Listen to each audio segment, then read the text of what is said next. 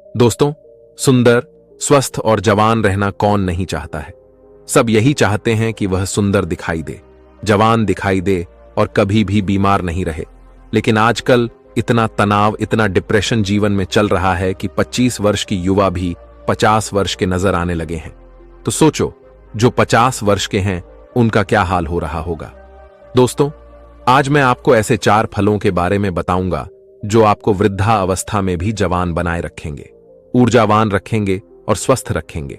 मां प्रकृति ने हमें ऐसी चीजें उपलब्ध करवाई हैं जिनका सेवन करने से हमें कभी कोई परेशानी हो ही नहीं सकती है। लेकिन अक्सर हम लोग उन चीजों का सेवन नहीं करते हैं।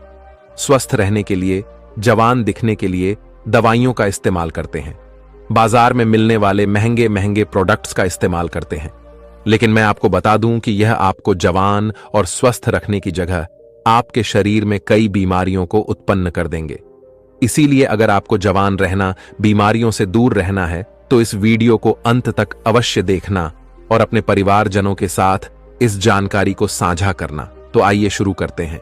एक बार एक गुरु, जो कि आयुर्वेद के बहुत बड़े झांता थे, वह एक मार्ग से अपनी कुटिया की तरफ जा रहे थे। तो रास्ते में एक गांव आता है। वह गुरु बहुत दूर से लंबी यात्रा कर रहे थे, तो उन्होंने सोचा कि थोड़ी देर यहां पर विश्राम किया जाए। उन गुरु के साथ उनके कुछ शिष्य भी थे।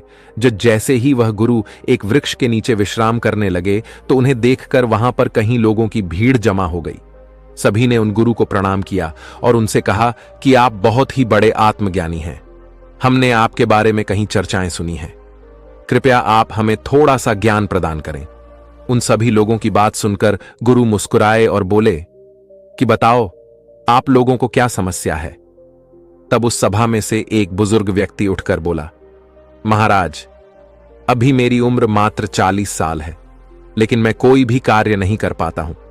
मुझे बहुत थकान होने लगती है। मेरे पैरों ने जवाब दे दिया है। मैं थोड़ी दूर भी पैदल नहीं चल पाता हूं। मेरे शरीर में बहुत सारी बीमारियों ने घर कर लिया है। कृपया मुझे मेरी इस समस्या का समाधान बताइए। मैं अपना इलाज बहुत जगह पर करवा चुका हूं, लेकिन अभी तक मेरे स्वास्थ्य में कोई सुधार नहीं आया है। अब भी मेरा जीवन बहुत लंबा है। अगर मैं ऐसी अवस्था में रहूंगा तो मैं बहुत ही जल्दी मृत्यु को प्राप्त हो जाऊंगा। इतने में ही एक 25 वर्ष का युवा खड़ा होता है, लेकिन दिखने में तो वह 50 वर्ष का नजर आ रहा था। उसने भी गुरु को प्रणाम किया और कहा, महाराज, मैं अभी 25 वर्ष का ही हूं, लेकिन अपनी उम्र से बहुत अधिक का दिखाई पड़ता हूं। मेरे चेहरे पर झुर्रियां पड़ गई हैं। मेरे शरीर में ऊर्जा बिल्कुल खत्म हो चुकी है।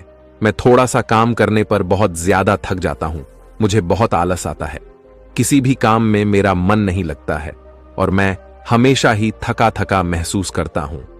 कृपया आप हमें ऐसा कोई आसान सा उपाय बताइए जिससे हमारे पैसे भी अधिक खर्च ना हो और हमारा स्वास्थ्य भी बिल्कुल ठीक हो जाए। सभा में मौजूद सभी लोगों की समस्याएं सुनकर गुरु मुस्कुराए और बोले, आप सभी की समस्याओं का समाधान मेरे पास है। इसमें आपके ज्यादा पैसे भी खर्च नहीं होंगे और यह चीजें आपको नुकसान भी नहीं करेगी। गुरु की बात सुनकर वहां पर मौजूद सभी लोग खुश हो जाते हैं और गुरु से पूछते हैं, तो कृपया आप हमें बताइए। फिर गुरु उन सभी लोगों से कहते हैं कि आज मैं आपको 4 ऐसे फलों के बारे में बताने वाला हूं जो हर एक इंसान को जरूर खाने चाहिए, खासकर जिनकी उम्र 50 के पार हो चुकी है, क्योंकि इन फलों का रोजाना सेवन करने से आपको स्वास्थ्य से संबंधित कोई परेशानी नहीं होगी, आपको कभी कोई बीमारी नहीं होगी और आप हमेशा जवान, स्वस्थ और तंदुरुस्त रहेंगे। फिर गुरु उन सभी से कहते हैं कि वह 4 फल हैं, पपीता, किशमिश, नींबू और सेब। फिर गुरु उन सभी से कहते हैं कि अब आपको यह लग रहा होगा कि यह फल आपके लिए इतने जरूरी कैसे हैं, इन्हें खाने से आपको लाभ प्राप्त कैसे होता है। तो इसके बारे में मैं आपको विस्तार से बताता हूं। साथ ही साथ मैं आपको यह भी बताऊंगा कि किन लोगों को यह फल नहीं खाने चाहिए। फिर गुरु उन सभी सभा को संबोधित करते हुए कहते हैं, यह फल आपकी की सेहत के लिए बहुत ही अच्छे हैं। सबसे पहले हम बात करते हैं पपीता के बारे में। यह 50 की उम्र के लोगों के लिए जीवन दयनीय बूटी है। पपीता प्रकृति का अनमोल उपहार है। पपीता विटामिन, मिनरल्स, फाइबर से भरपूर होता है। इसमें विटामिन सी, विटामिन ए और कई ऐसे तत्व पाए जाते हैं। अब आप यह समझो कि यह 50 वर्ष की उम्र के बाद हमारे लिए सबसे महत्वपूर्ण कैसे हैं। सबसे पहले तो यह हमारे पाचन तंत्र को मजबूत करते हैं, क्योंकि जैसे जैसे हमारी उम्र बढ़ती है वैसे वैसे हमारा पाचन तंत्र जो है वह कमजोर पड़ने लगता है। यहां पर पपीता के अंदर जो एंजाइम पाया जाता है जिसका नाम है पपाइड करता है, यह एंजाइम पाचन तंत्र को मजबूत करता है, जिससे शरीर खाने में मौजूद न्यूट्रिएंट्स को आसानी से ऑब्जर्व कर पाता है। पपीता ग्रिट पदार्थों या भोजन को आसानी से बचाता है। इसके साथ ही पपीता में पाचक तत्व का एकमात्र प्राकृतिक स्रोत पेप्सिन तथा vitamin A, B, C, D के अलावा iron, phosphorus, antioxidant, potassium, protein, carbohydrate, calcium और कैरोटीन भी अच्छी मात्रा में मिलता है। अतः बार बार सर्दी और खांसी से ग्रस्त व्यक्तियों के लिए पपीते का नियमित सेवन काफी लाभदायक होता है, क्योंकि इससे आपका इम्यून सिस्टम भी मजबूत होता है। आपको पता है कि जैसे जैसे हमारी उम्र बढ़ती है वैसे वैसे यूनिटी प्राकृतिक रूप से कमजोर होने लगती है। पपीता में विटामिन सी बहुत ही ज्यादा होता है, जो कि हमारी इम्यूनिटी को तेजी से बढ़ाता है। विटामिन सी आपके शरीर को एलर्जी इन्फेक्शन से लड़ने में मदद करता है, जो कि खासकर वृद्ध लोगों के लिए बहुत ही महत्वपूर्ण है। इसके साथ साथ वृद्धा अवस्था में त्वचा में ड्राइनेस, झुर्रियां पड़ने लगती है, तो पपीता के अंदर पाए जाने वाले विटामिन ए और पपाइड परेशानियों से लड़ते हैं और त्वचा को प्राकृतिक रूप से सुंदर बनाने में मदद करते हैं। अगर आप चाहते हैं कि बढ़ती उम्र में भी आपको इस तरह की परेशानियों का सामना न करना पड़े, तो पपीता आपको जरूर खाना चाहिए, क्योंकि यह आपको स्वस्थ रखेगा, जवान रखेगा और आपकी सुंदरता को निहारे रखेगा। फिर गुरु उन सभी से कहते हैं कि पपीता के फल में पाए जाने वाला एंटीओक्सीडेंट लाइकोपिन कैंसर के खतरे को कम करता है, और जो कैंसर का इलाज करा रहे हैं उन लोगों के लिए बहुत ही फायदेमंद रहता है। पपीते का सेवन वाद शमन करके अवायुद्धास कहते हैं कि आइए अब जानते हैं दूसरे फल सेब के बारे में। सेब आपकी सभी बीमारियों की दवा है। अगर आप रोज एक सेब खाते हैं तो आपको कभी भी डॉक्टर के पास जाने की जरूरत नहीं पड़ेगी। 50 की उम्र के बाद वाले लोगों के लिए यह इतना महत्वपूर्ण है क्योंकि सेब में फाइबर, विटामिन, न्यूट्रिएंट्स होते हैं जो आपके पूरे स्वास्थ्य को ठीक रखते हैं। सेब खाने से आपकी हार्ट हेल्थ बहुत अच्छी रहती है, क्योंकि इसके अंदर जो सॉल्यूबल फाइबर होता है यह आपके कोलेस्ट्रॉल को संतुलन करने में आपकी मदद करता है, क्योंकि हाई कोलेस्ट्रॉल हार्ट डिजीज का एक बहुत ही बड़ा फैक्टर होता है, जिससे बढ़ती उम्र में इसका खतरा बना ही रहता है। तो रोजाना अगर आप एक सेब खा लेते हैं तो इससे आपकी हार्ट हेल्थ स्वस्थ रहती है। इसके अलावा सेब आपके वजन को संतुलित करता है। दोस्तों, जैसे जैसे आपकी उम्र बढ़ती है वैसे वैसे मेटाबॉलिज्म धीमा हो जाता है और इसी वजह से वजन को संतुलित करना हमारे लिए बहुत मुश्किल हो जाता है। लेकिन सेब एक लो कैलोरी फल है और इसमें फाइबर अच्छी मात्रा में पाया जाता है। जब आप सेब खाते हैं तो आप दिन भर ऊर्जावान महसूस करते हैं। इसमें कैलोरी ना के बराबर होती है, जिसकी वजह से आपको वजन को संतुलित करने में मदद मिलती है। इसके अलावा ब्लड शुगर को भी यह संतुलित करता है। सेब आपकी बहुत मदद करता है। सेब में मौजूद फाइबर आपकी शुगर को संतुलित रखता है। यह आपके शुगर के लेवल को संतुलित रखता है। सेब फाइबर का एक बहुत ही अच्छा स्रोत है। साथ ही साथ यह जल्दी डाइजेस्ट हो जाता है। सेब आपको कब्ज की बीमारी से भी छुटकारा दिलाता है और पाचन को दुरुस्त करता है। पोषक तत्वों से भरपूर क्वेरसिटिन और विटामिन सी से भरपूर होता है, जो शरीर को फ्री रेडिकल्स से लड़ने में काफी ज्यादा मदद करता है।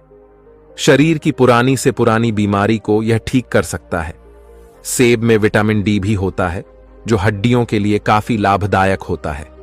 खाने के बाद आपकी हड्डियां मजबूत हो जाती हैं। सेब खाने से डायबिटीज कंट्रोल में आता है। इसमें फाइबर और एंटीओक्सीडेंट भरपूर मात्रा में होते हैं। डायबिटीज के मरीजों के लिए सेब काफी ज्यादा अच्छा होता है। सेब स्किन और बालों के लिए बहुत अच्छा है। सेब में पाए जाने वाले विटामिन सी हेल्दी कोलेजन को शरीर में बढ़ावा देता है। इसे स्किन की इलास्टिसिटी और ऑन एल ओवर हेल्थ के लिए काफी ज्यादा अच्छा माना जाता है। एक छोटी सी सेब के बहुत ज्यादा फायदे हैं। अगर आप 50 साल के हैं या फिर उससे भी ज्यादा के हैं या फिर 50 साल से कम के हैं और आप चाहते हैं कि आपका बुढ़ापा अच्छे से गुजरे और आपको कोई भी बीमारी ना हो, आप जवान और स्वस्थ नजर आएं, तो आपको एक सेब रोजाना ना जरूर खानी चाहिए। फिर गुरु बताते हैं कि तीसरा फल है किशमिश। वैसे तो यह किशमिश भी बढ़ती उम्र में बहुत ही काम की चीज है। किसमें सूखे हुए अंगूर होते हैं जो कि आयरन, पोटेशियम, एंटीऑक्सीडेंट से भरे होते हैं। ये छोटे छोटे से किशमिश आपको 50 की उम्र के बाद बहुत ही ज्यादा फायदा करते हैं। इससे हमारी हड्डियां मजबूत होती हैं, क्योंकि जैसे जैसे हमारी उम्र बढ़ती है वैसे वैसे हमारी हड्डियां कमजोर होने लगती हैं, जिससे कि ऑस्टियोपोरोसिस का खतरा बढ़ जाता है। यानी कि आपकी हड्डियां कमजोर होती जाती हैं और भुरकी होकर आसानी से टूट जाती है। हड्डियां कमजोर होती जाती हैं और भुरकी होकर आसानी से टूट जाती है। किशमिश में बोरो और कैल्शियम होता है जो कि आपकी हड्डियों को मजबूत बनाए रखता है। किशमिश को रोजाना खाने से बहुत ही आसानी से आपकी हड्डियां मजबूत बन जाती हैं और हड्डियों के साथ साथ यह आपकी पाचन प्रणाली के लिए भी बहुत उपयोगी होता है। किशमिश को खाने से इसमें मौजूद फाइबर आपके पाचन तंत्र को मजबूत बनाता है, आपको स्वस्थ रखता है और कब्ज को जड़ से खत्म करता है। 50 साल की उम्र वाले लोगों के लिए यह बहुत ही जरूरी है। इन लोगों का पाचन तंत्र ठीक से कार्य नहीं करता है। जिन लोगों का पाचन तंत्र ठीक से कार्य नहीं करता है उनको कब्ज की समस्या हो जाती है। ऐसे में किशमिश खाने से उनकी कब्ज की समस्या जो है वह बिल्कुल खत्म हो जाती है। किशमिश में प्राकृतिक शुगर पाया जाता है जो कि आपके शरीर को ऊर्जा प्रदान करता है। जैसे जैसे आपकी उम्र बढ़ती है तो आपके ऊर्जा की शक्ति जो है वह कम हो जाती है। इसीलिए अगर आप रोजाना किशमिश खा लेते हैं तो आपकी ताकत बनी रहेगी। रोजाना आप ऊर्जावान महसूस करेंगे। लेकिन एक बात आप विशेष ध्यान रखें कि अगर आपको डायबिटीज है तो ऐसे में आपको किशमिश का प्रयोग अपने डॉक्टर के परामर्श पर ही करना होगा, क्योंकि किशमिश में प्राकृतिक शुगर होती है और यह बहुत ही तेजी से आपके खून में घुल जाती है।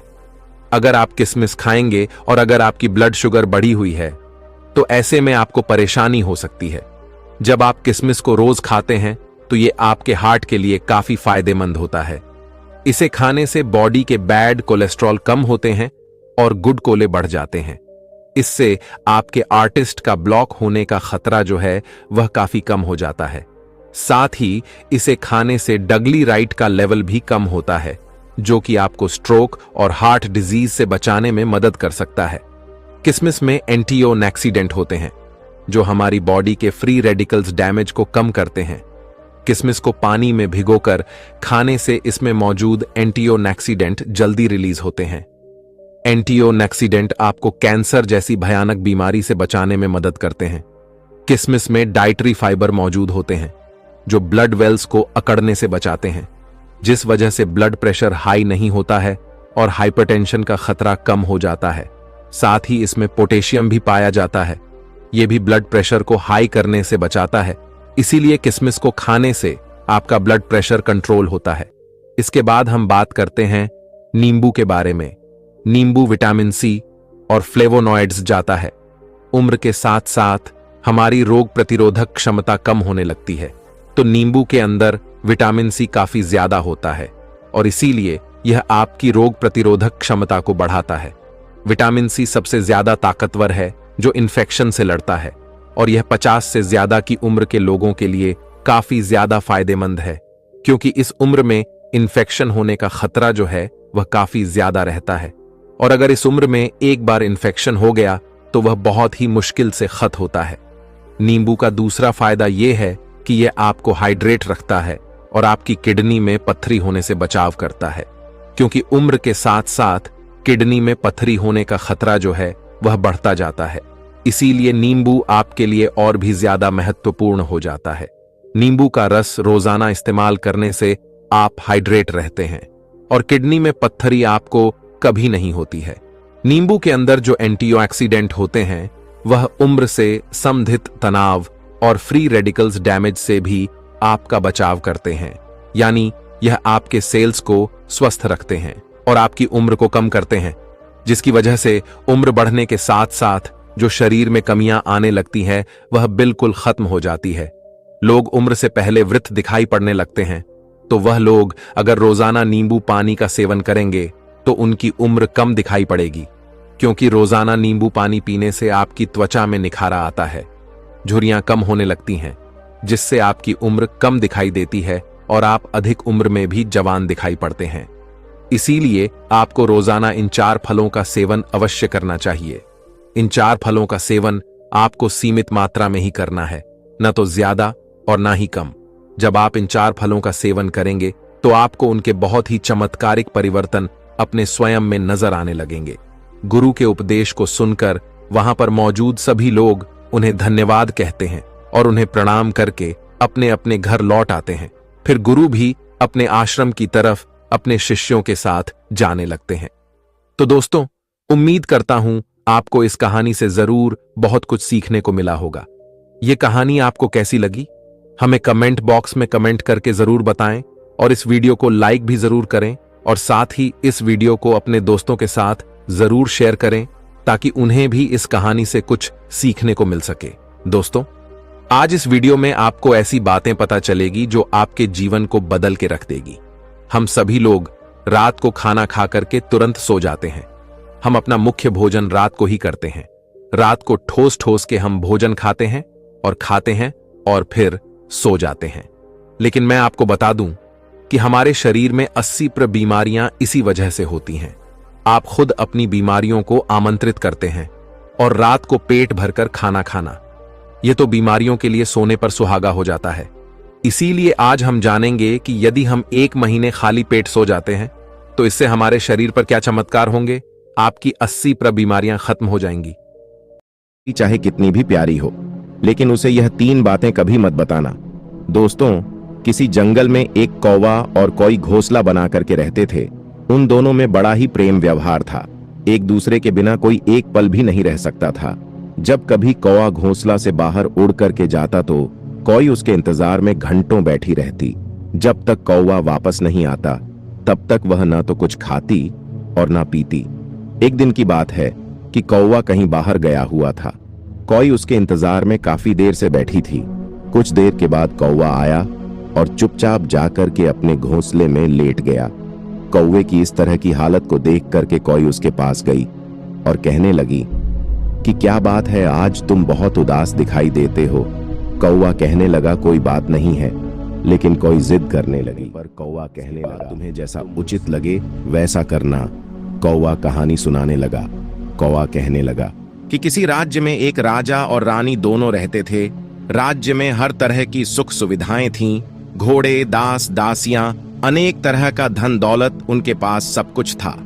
यदि उनके पास कुछ नहीं था तो वह थी संतान। इसी कारण से राजा और रानी दोनों बहुत ही चिंतित रहते थे। उस राजा और रानी ने अनेक तरह के धार्मिक अनुष्ठान किए, मंत्र किया, जप तप किया, अनेक तरह का पूजा पाठ किया, लेकिन कोई फायदा नहीं हुआ। राजा रानी दोनों बुढ़ापे की ओर बढ़ते गए। एक दिन की बात है कि राजा और रानी यह सोच करके बड़ी ही चिंता में व्याकुल होने लगे कि अब राज्य का क्या होगा, हमारे राज्य का कौन वारिस बनेगा। इतना बड़ा राज्य है, इसको कौन संभालेगा, कौन लेगा हमारी प्रजा की जिम्मेदारी। राजा और रानी दिन रात इसी चिंता में डूबने लगे। उनको खाने पीने की भी सुध नहीं रहती थी। एक दिन सुबह की बात है कि राजा के दरबार में एक साधु आता है और दासी दौड़ करके रानी के पास जाती है। रानी दासी से कहती है कि यह मेरा अंतिम दान धर्म है, इसके बाद मैं अपने हाथों से कोई दान नहीं करने वाली। रानी चावल से भरा हुआ एक कटोरा हाथ में लेकर के बाहर आती है और साधु की झोली में बिछा डाल देती है। उसके चेहरे पर छाई हुई व्याकुलता को देखकर कि वह साधु उससे पूछता है कि रानी क्या हुआ, आप इतना दुखी क्यों हैं। रानी साधु को सारी जो भी बात थी वह सब कुछ रोते हुए बताने लगी। साधु को रानी पर दया आ गई। कुछ पल गंभीर होने के बाद साधु कहने लगा कि चिंता मत करो रानी, आपकी संतान की इच्छा पूरी हो जाएगी। आपकी कोख से एक पुत्र जन्म लेगा। मात्र वह 14 साल तक ही आप लोगों को मिलेगा। उसके आगे वह इस मृत्यु लोक में नहीं रह पाएगा। इससे बढ़कर के आपको कुछ देना मेरे लिए संभव नहीं है। अपनी बात पूरी करते करते उसने अपनी झोली में से हाथ डाला और थोड़े से चावल निकाल करके रानी को दे दिया और कहा कि आप और राजा दोनों इस चावल की खीर बना करके दोनों खा लेना, इससे तुम्हें पुत्र की जल्दी प्राप्ति होगी। इतना कह करके वह साधु वहां से चला गया।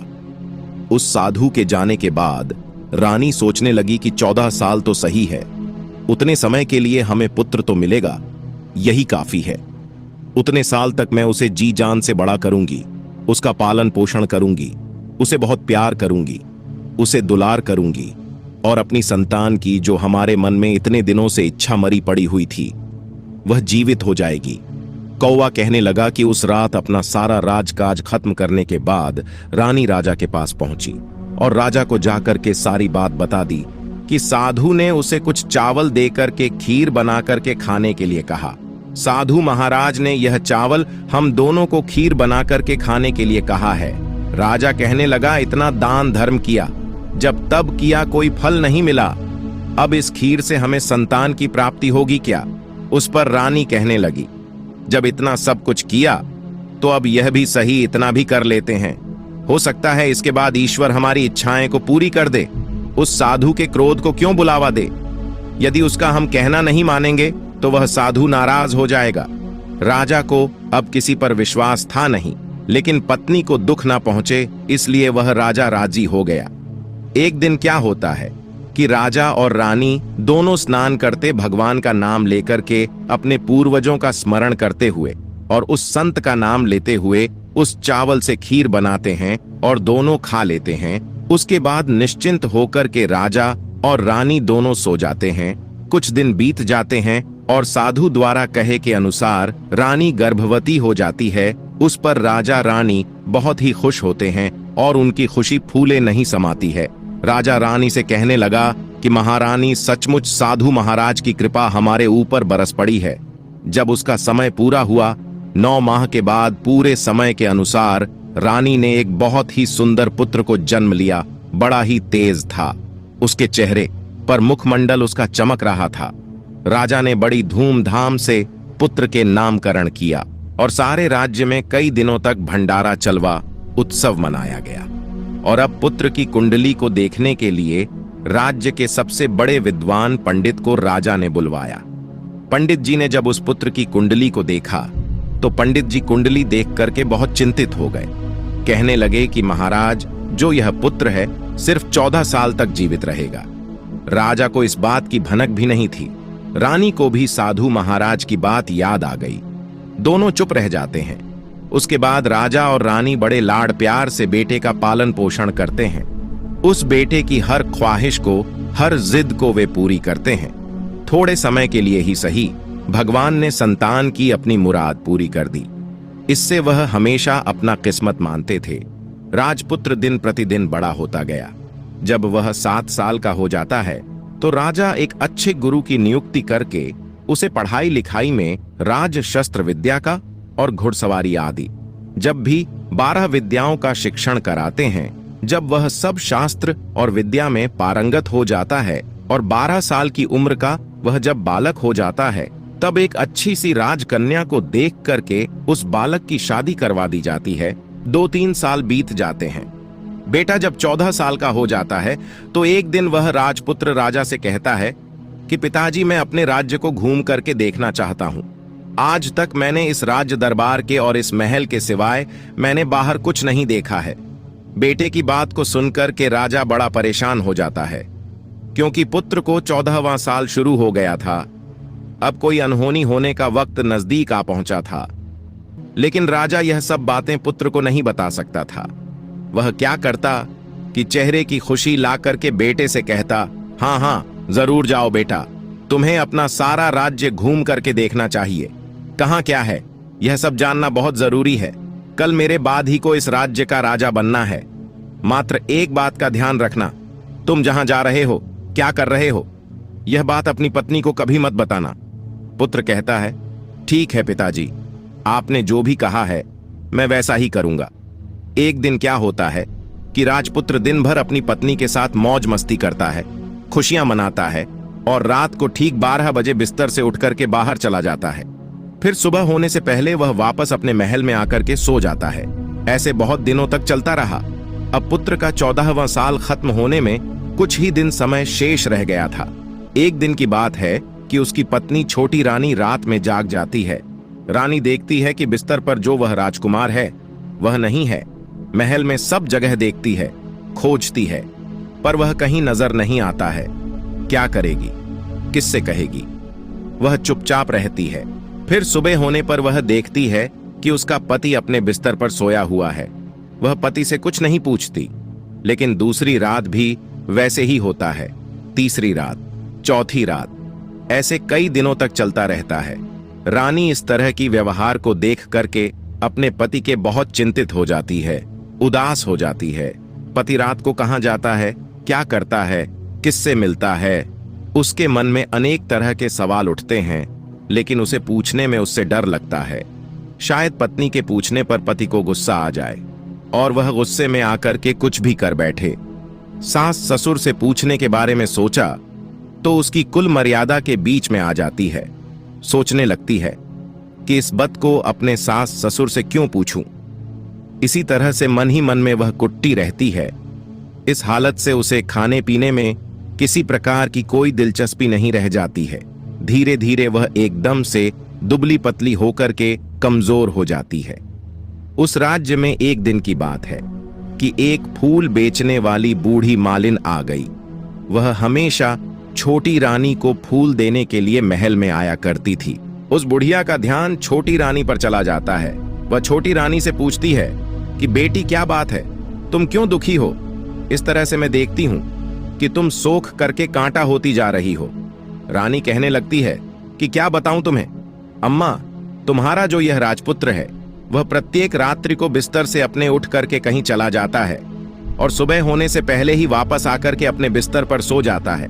वह कहां जाता है, किससे मिलता है, कौन सी उसकी प्रेमिका है, यह सब सोच करके मेरा मन बड़ा दुखी होता है और इसी दुख और चिंता के कारण मैंने खाना पीना सब कुछ छोड़ दिया है और इसीलिए शक करके मैं कांटा बन गई हूं। रानी की बात सुनकर के उसे एक उपाय बुढ़िया बताती है।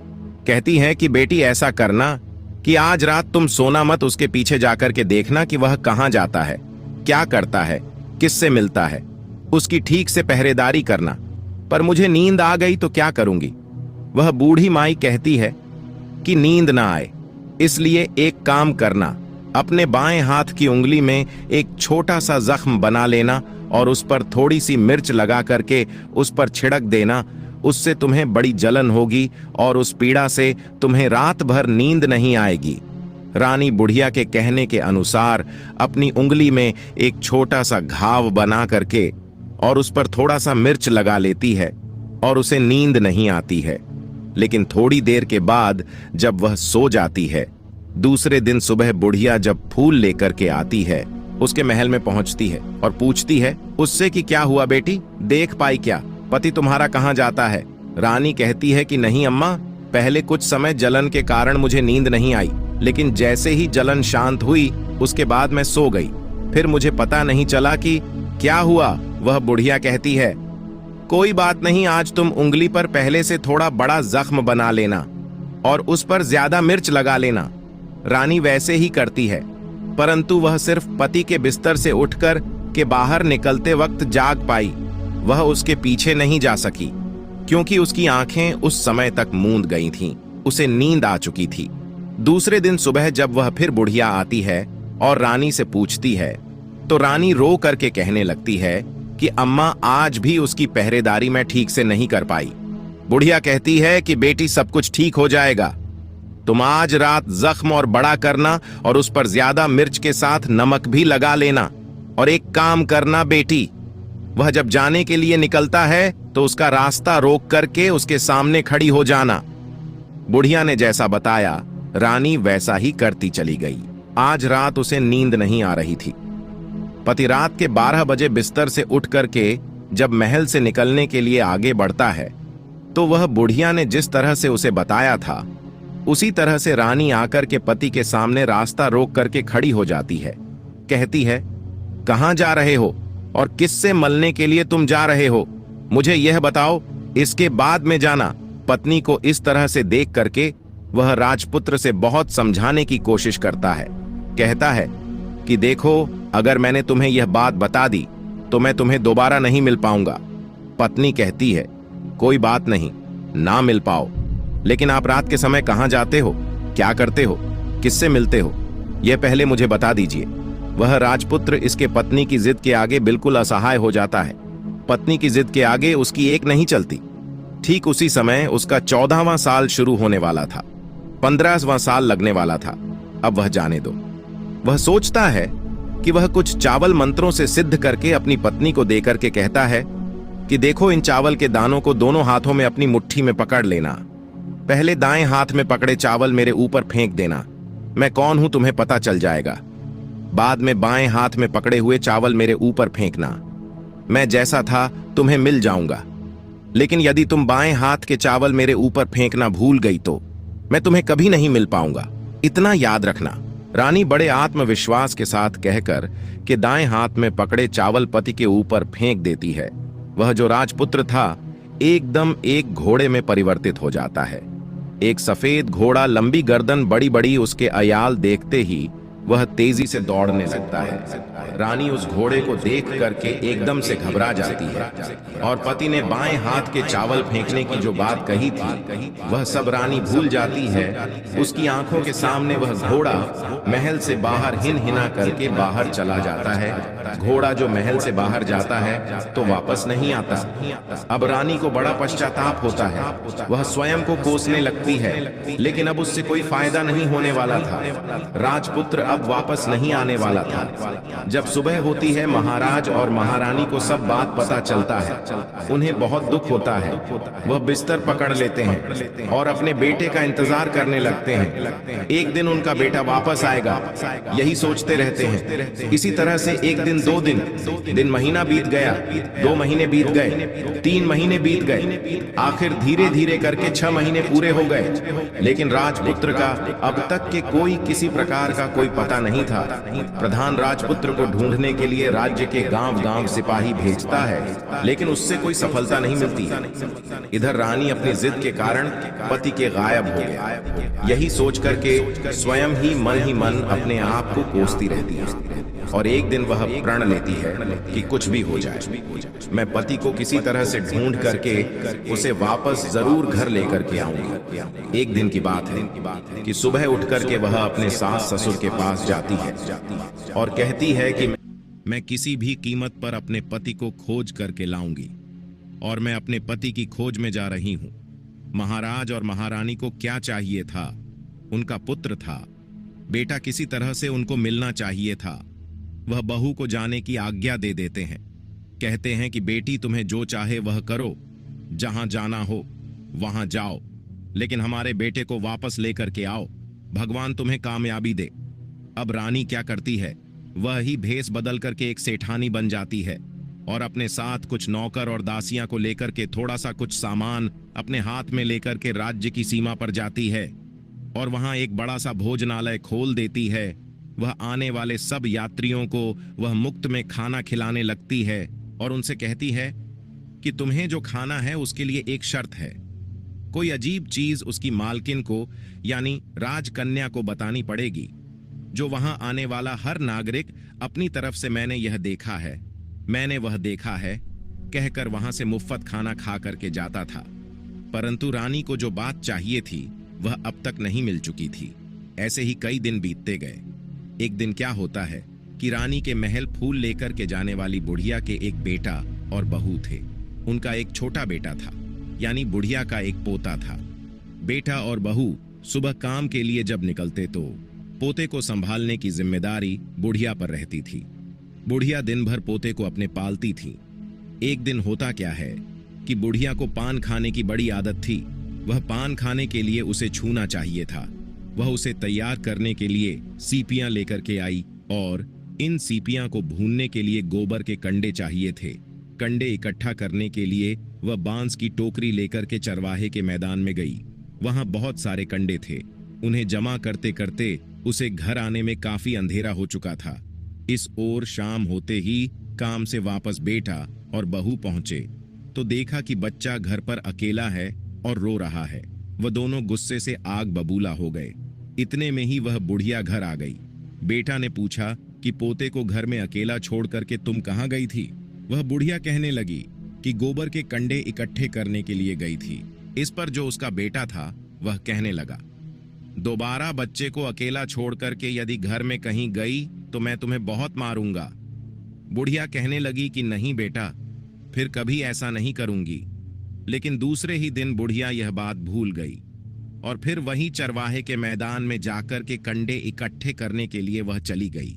शाम को जब बेटा और बहू अपने काम को आप करके वह वापस आते हैं तो देखते हैं कि आज फिर उनका बच्चा घर में अकेला है और रो रहा है।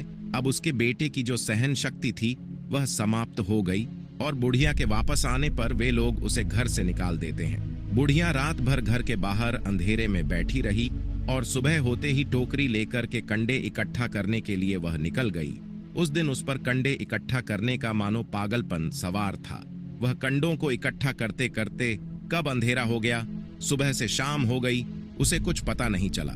जब उसे ध्यान आया तो गांव का जो रास्ता था वह ठीक तरह से उसे दिखाई भी नहीं दे रहा था और वह अंधेरे में अपनी आंखें फाड़ फाड़ करके देखती और किसी तरह से वह आगे चल रही थी। फिर एक दिन क्या होता है कि एक कपिला गाय छन छन की आवाज करते हुए, जिसके गले में एक घंटी थी, वह ठुमक कर उस मैदान पर आ गई और उसे देख करके बुढ़िया सोचने लगी कि इस गाय के पीछे पीछे जाऊंगी तो गांव तक अवश्य पहुंच जाऊंगी। यही सोच करके वह बुढ़िया उसके पीछे पीछे चलने लगी। गाय क्या करती है कि उस मैदान से लेकर के एक एक करके 6 मैदानों को पार करती हुई आखिर में वह 7वें मैदान पर जाकर के पहुंच जाती है। तो वहां क्या होता है कि उस मैदान पर एक बड़ा सा पत्थर, जो गाय ने जाकर के उस पत्थर को अपनी सींग मारा और हटा दिया। पत्थर जब हटा तो वह पाताल में जाने के लिए नीचे सीढ़ियां दिखाई देने लगी। जब वह गाय उन सीढ़ियों से नीचे जाने लगी तब बुढ़िया यह सब देखती रही और झट से जाकर के उस गाय की पूंछ को पकड़ लिया और पूंछ पकड़कर के वह गाय के साथ साथ नीचे पाताल लोक में पहुंच गई। पाताल में पहुंचते ही तुरंत गाय की पूंछ को उस बुढ़िया ने छोड़ दिया और इधर उधर देखने लगी। वहीं से बुढ़िया ने देखा कि पाताल में सब जगह तो जगमगाहट है, दीप जल रहे हैं और तेज रोशनी गाय के ऊपर पड़ती है और वहां अद्भुत अजीब तरह की घटनाएं घट रही हैं। गाय के नीचे जाती ही उसके गले में अपने आप साकल पड़ गई और छम छम करके कोई दुधारी में गाय का दूध दुहने लगी। लेकिन जो भी कोई वह कर रहा वह मात्र दिखाई नहीं दे रहा है। बुढ़िया यह सब देख करके बहुत घबरा गई। सोचने लगी कि कहां आ करके मैं फंस गई। यहां वहां छिपने की वह बुढ़िया जगह ढूंढने लगी, लेकिन उसे कहीं जगह नहीं मिली। हर तरफ उजाला था। अब एक कोने में जाकर के वह बुढ़िया खड़ी हो गई। जो कुछ सामने हो रहा था उसे वह चुपचाप देखने लगी। कुछ पल के बाद वहां झट से एक सफेद घोड़ा आया और वहां 2 कुंड थे। उसमें एक कुंड में उस घोड़े ने छलांग लगाई और ऊपर आ गया। अब राजपुत्र का रूप प्राप्त हो गया। राजपुत्र बनने के बाद उसने दूसरे कुंड में पानी में स्नान किया। वहां रखे नए नए कपड़े पहने और एक सुंदर पलंग पड़ा था, उस पर आकर के बैठ गया। उसके सामने अपने आप 5 पकवानों की थाली आ गई, दूध की प्याली आई, पान आ गया और सामने उसके एक कौवा बैठा हुआ था। राजपुत्र ने खाना खाया, दूध पिया, पान सुपारी खाई और बिस्तर पर लेट जाने से पहले वह भगवान सूर्य का स्मरण करके सामने उसके रखे कौवे से पूछने लगा कि कौवे कौवे काव अंकर मेरे माता पिता क्या कर रहे हैं। कौवा कहने लगा बेटे के शोक में वे डूबे। वह कहने लगा कि राज्य को कौन संभाल रहा है। कौवा कहने लगा कि राज्य प्रधान संभालता है। राजकुमार ने पूछा कि मेरी पत्नी क्या करती है। कौवे ने कहा उसने चौराहे पर आकर के भोजनालय शुरू किया है और आते जाते लोगों से वह हर रोज नई खबर के बारे में पूछती है। कौवे के यह कहते ही राजपुत्र कहने लगा ठीक है। उसके बाद वह सो गया। बुढ़िया कोने में खड़ी होकर के यह सब कुछ देखती रही। ऐसी अद्भुत घटना उसने जिंदगी में पहली बार देखी थी। उसे अंदर ही अंदर बड़ी व्याकुलता होने लगी। वह अपनी भूख प्यास सब कुछ भूल करके आगे क्या होता है यह देखने के लिए व्याकुल होने लगी। लेकिन उसके बाद और कुछ घटनाएं नहीं घटी। इसी तरह से रात बीत गई, सुबह हो गई। सुबह होने पर पलंग पर सोया हुआ वह राजकुमार उठा और फिर से पहले वाले कुंड में छलांग लगाई। अब वह फिर से घोड़ा बनकर के कुंड से बाहर आ गया और बाहर आते ही वह तेजी से उस पाताल नगरी के बाहर निकल गया। लेकिन वह कहां गया बुढ़िया को कुछ पता नहीं चला। उसके बाद पिछली रात की तरह कोई उस गाय को छमछम करके दूध दुहने लगा। जैसे ही दूध दुहना खत्म हुआ गले में उसके रस्सी पड़ गई और जो रस्सी पड़ी हुई थी वह अपने आप खुल गई और वह गाय तेजी से ऊपर जाने वाली सीढ़ियों की ओर भागने लगी। गाय को उस तरह जाते हुए देखकर कि वह बुढ़िया सोचने लगी, अब गाय के साथ यहां से ऊपर जाना ही समझदारी है, नहीं तो कोई नई मुसीबत आकर के मेरे ऊपर पड़ जाएगी। झट से उस बुढ़िया ने गाय की पूंछ पकड़ी और गाय के साथ वह बाहर आ गई। गाय जब ऊपर मैदान में पहुंची तो सुरंग का रास्ता अपने आप बंद हो गया और उसके मुंह पर रखा हुआ बड़ा सा पत्थर वह पहले की तरह ही रख गया। ऊपर आकर के वह गाय जंगल की ओर चली गई तो उधर बुढ़िया एकदम बावली सी होकर के पाताल नगरी में जो कुछ भी उसने देखा था जल्दी से जल्दी किसी को बताने के लिए वह व्याकुल होने लगी। एकदम से याद आया कि नगर की सीमा पर कोई औरत है जो भोजनालय चलाती है और नई बात बताने वाले को वह खाना फ्री में खिलाती है। ऐसा सोच करके वह सोचने लगी कि मैं क्यों ना जाकर के उस औरत को बात बताऊं और यदि उसे यह बात पसंद आ गई तो बाकी जीवन खाने पीने की जो भी झंझट है उससे सब मुक्ति मिल जाएगी। बुढ़िया ने मन में विचार किया और तुरंत उस भोजनालय के द्वार पर टगे हुए नगाड़े के सामने जाकर के पहुंच गई और जोर से नगाड़ा बजाना शुरू कर दिया। नगाड़े का इस तरह से बजना सुनकर के मालकिन यानी छोटी रानी के मन में बड़ी प्रसन्नता होती है। सोचती है कि शायद कोई बड़ी बात लेकर के यहां आया है।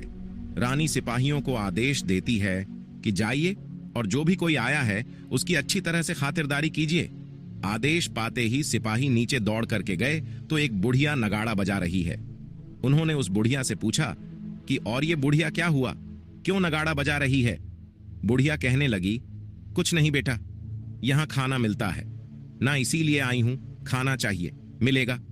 लेकिन मुझे तुमसे कोई नई बात जाननी है, वह तुम्हें पहले बतानी पड़ेगी। बुढ़िया ने कहा कि हां बताऊंगी। एक बात मालूम है, मुझे इस पर सिपाही उसे अंदर लेकर के आए। उनको मालकिन का आदेश था कि जो कोई बूढ़ा बुजुर्ग वहां आए उनके साथ अच्छी तरह से पेश आना और उनका अच्छा से आदर सत्कार करना और सेवा करना। सिपाही ने उस बुढ़िया को भरपूर आदर सत्कार किया और बड़ी सी थाली भर करके अनेक तरह के व्यंजन को परोस दिया। बुढ़िया कुछ दिनों से उन्होंने खाना नहीं खाया था। कई दिनों से वह बुढ़िया भूख थी। खाने को देखती ही वह खाने पर टूट पड़ी और जब वह उसने खाना खा लिया तो उसे सिपाहियों ने नई साड़ी पहनने के लिए दी। उसके बाद उसे लेकर के वह सब रानी के पास गए। बुढ़िया और रानी ने तुरंत एक दूसरी को पहचान लिया। बुढ़िया कहने लगी कि बेटी तुम, और रानी बोली अम्मा तुम।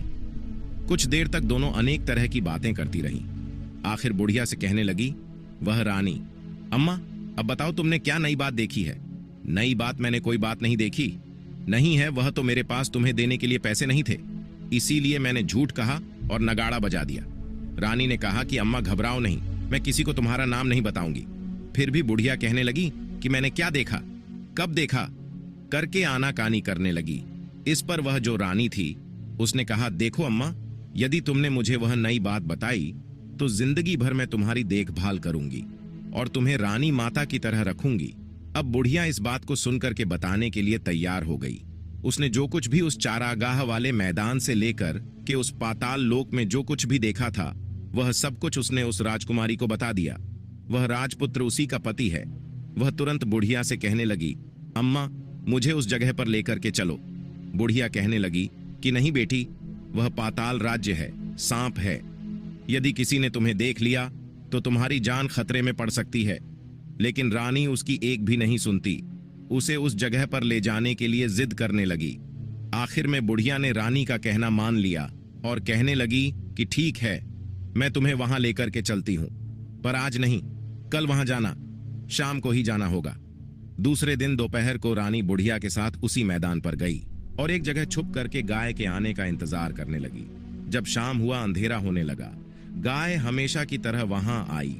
मैदान के उस कोने में जाकर के उसने पत्थर पर सींग मारा और झट से पत्थर हट करके सुरंग जाने का रास्ता खुल गया।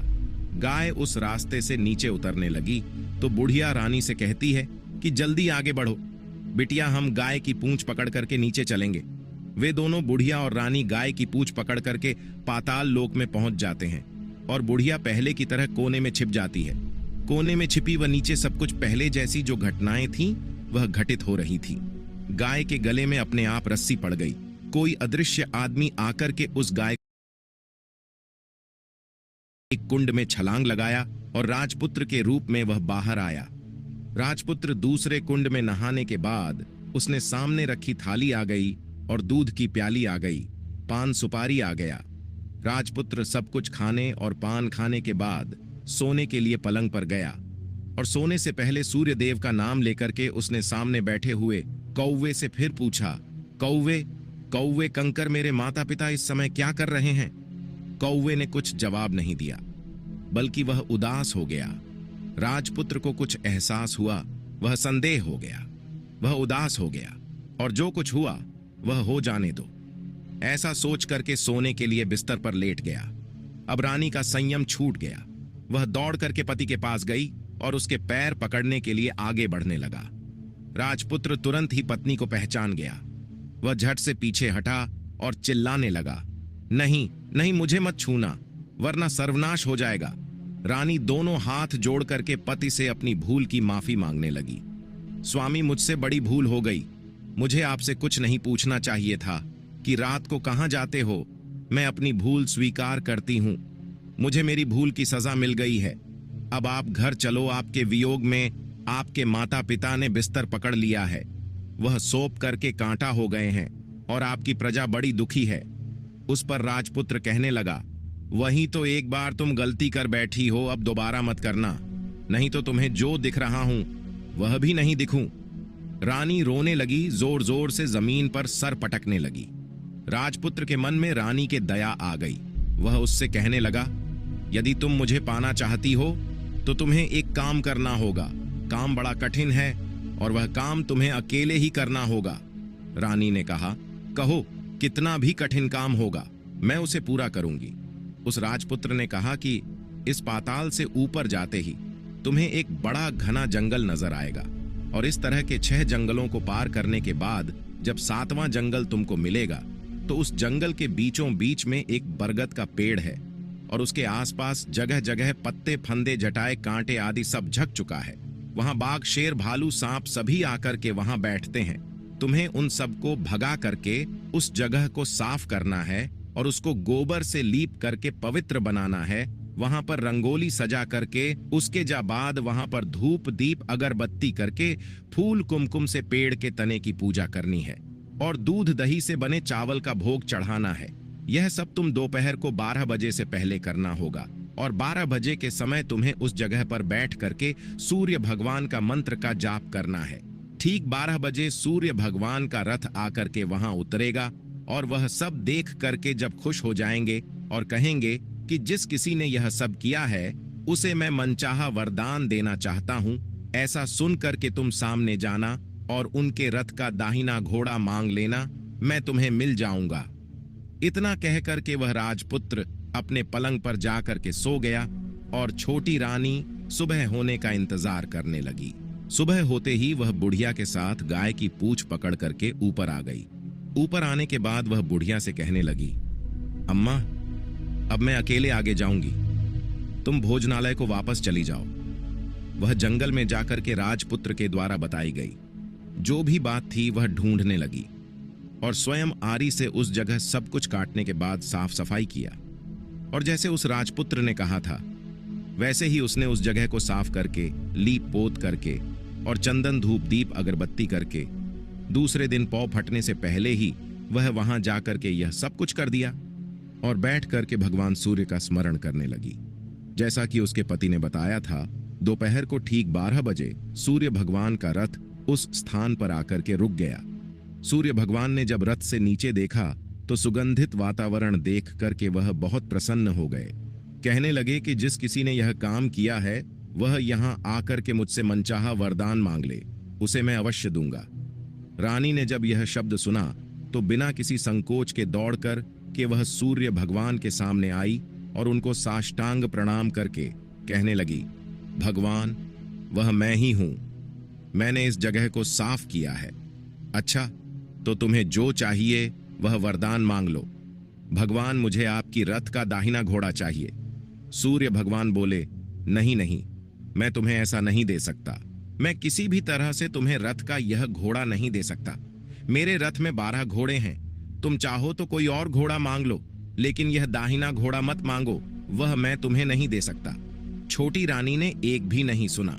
वह सूर्य से एक ही बात कह रही थी कि हमें कुछ भी हो और कुछ नहीं चाहिए, आपके रथ का सिर्फ दाहिना घोड़ा ही चाहिए।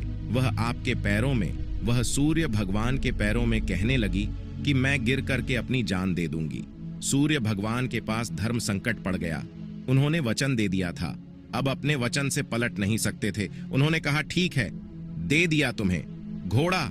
सूर्यदेव ने कहा कि फिर एक बात और कही, देखो मैंने तुम्हें घोड़े को तो दे दिया, लेकिन वह तुम्हें यहां नहीं मिलेगा, तुम्हें उसे जाकर के पाताल लोक से लाना होगा। रानी कहने लगी, पाताल क्या भगवान, मैं उन्हें पाने के लिए कहीं भी जा सकती हूं और किसी हद तक कुछ भी कर सकती हूं। रानी को वचन देकर के सूर्यदेव अपने मार्ग में चले गए और इधर रानी जंगल से अपने भोजनालय में आ गई।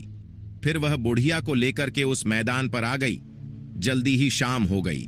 शाम होते ही वहां पर गाय पहुंची और गाय की पूंछ पकड़ करके वे दोनों वहां पर पाताल लोक में जाकर के पहुंच गई। रानी और बुढ़िया जल्दी जल्दी नीचे जो कुछ भी पाताल लोक में घटनाएं थीं, वह सब पहले की तरह ही घटित होने लगी। घोड़े का एक कुंड में स्नान करके राजपुत्र बनना, नहा धो करके पलंग पर जाकर के बैठना और खाने पीने की थाली उसके सामने आना, जो कुछ पहले हुआ था वह सब उसी तरह से हो गया। लेकिन आज एक नई बात घटी।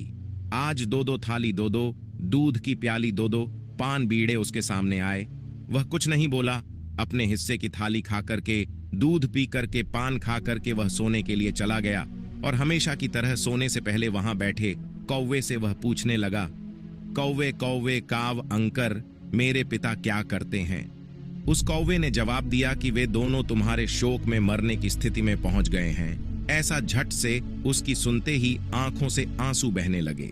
फिर वह पूछने लगा कि कौवे कौवे कौ अंकर, मेरा राज्य कौन चला रहा है? वह कौवा कहने लगा कि तुम्हारा राज्य प्रधान चला रहा है और वह सब कुछ हड़प चुका है। वह प्रजा पर बहुत अत्याचार कर रहा है। यह सुनकर के राजपुत्र को बड़ा गुस्सा आया। वह गुस्से में अपनी मुट्ठी को भींच लगा, पूछने लगा, कौवे कौवे कौ अंकर, मेरी पत्नी इस समय क्या कर रही है? कौवा कुछ नहीं बोला, चुप रहा। अब रानी का संयम जवाब दे चुका था। वह दौड़ करके पति के गले में जाकर के पड़ गई, और अब मैं तुम्हें मिल गया। राजपुत्र कहने लगा, सच कहते हो, अब आप फिर से घोड़ा तो नहीं बनोगे? नहीं, मैं दोबारा घोड़ा नहीं बनूंगा। तुमने जो इतने सारे कष्ट उठाए हैं मुझे पाने के लिए, इसलिए सूर्यदेव ने मुझे सदा के लिए घोड़े के जन्म से मुक्त कर दिया है। राजपुत्र ने बड़े प्यार से कहा और उसे गले लगाया और उसके आंखों आंसू पोंछे। और उसके बाद वह जो वहां पर कौआ बैठा हुआ था, वह कहने लगा कि हे राजकुमार और राजकुमारी, तुम दोनों जाने से पहले मेरी 3 बातें याद रखना। कौवा राजकुमार से कहने लगा कि पत्नी चाहे कितनी भी प्यारी हो, आप उसे कितना भी मानते हो, लेकिन यह 3 बातें उसको कभी नहीं बताना। पहली बात, जिस बात को बताने से आपके ऊपर और आपके परिवार पर संकट आने वाला हो, उस बात को पत्नी से कभी नहीं बताना चाहिए। दूसरी बात, ऐसी बातें जिनको आप गुप्त रखना चाहते हैं, किसी के साथ शेयर नहीं करना चाहते, वह बातें भी पत्नी को नहीं बताना चाहिए, क्योंकि स्त्रियों के पेट में कोई भी बात नहीं पचती है। इसलिए गुप्त बातों को पत्नी से कभी नहीं बताना चाहिए। जिस बात को बताने से आपकी जान को खतरा हो और आपके माता पिता को कष्ट हो, आपके परिवार पर संकट आ जाए, ऐसी बात को भी स्त्री से कभी नहीं बताना चाहिए। कौवे की बात को सुनकर के वे दोनों ने कहा, ठीक है, मैं जैसी गलती हम लोगों ने पहले की है, अब वह दोबारा गलती मैं नहीं करूंगी। उसके पश्चात उस राजपुत्र ने बड़े प्यार से कहा और उसे गले लगा लिया, अपनी रानी के आंसू पोंछे। कुछ देर के बाद सुबह हो गई। गाय की श्रृंखला टूट करके भूलोक पर जाने लगी। रानी, राजपुत्र और बुढ़िया उसकी पूंछ पकड़ करके ऊपर आ गए। ऊपर आने पर वह सीधे भोजनालय में पहुंचे। वहां का सब सामान लोगों में बांट दिया और ताला लगा करके अपने राज्य को वापस चले गए। अपने राज्य के पुत्र को वापस आते हुए देख करके वह जो उसका तेवर था, वह देख करके जो प्रधान था, वह सब घबरा गया। राजपुत्र ने उसे बंदी बना करके कैद खाने में डाल दिया और राज्य की बागडोर को खुद अपने हाथों में ले लिया। इसके बाद अपने माता पिता से मिलने के लिए वह राजकुमार राजकुमारी के साथ अपने महल में गया और राजपुत्र क्या देखता है कि उसके माता पिता उसके शोक में शोक करके कांटे बदन गए हैं। पुत्र को देख करके मरणासन्न स्थिति में राजा और रानी की आंखों से टप टप आंसू बहने लगे। इन दोनों ने पुत्र को गले लगाया, उसे प्यार से सहलाने लगा। इतना होने के बाद उनके सेहत में एकदम से सुधार आने लगा। अब बिस्तर से उठ करके बैठ गए, पुत्र को आशीर्वाद देने लगे। राजा के पुत्र के आने की खबर तुरंत सारे राज्य में फैल गई। प्रजा इस तरह की बात को सुनकर के फूले नहीं समा रही थी। सारी प्रजा राजमहल में आकर के इकट्ठी हो गई। राजपुत्र ने उन्हें दर्शन दिया और आज से उन्हें किसी किसी प्रकार का कोई दुख नहीं पहुंचेगा, ऐसा वचन देकर कि वह अपने राज्य के सिंहासन पर जाकर के बैठ गया और एक अच्छा राजा बन के अपने अच्छे राज्य को अच्छी तरह से वह चलाने लगा और अपनी पत्नी के साथ और अपने माता पिता के साथ सुख शांति से जीवन बिताने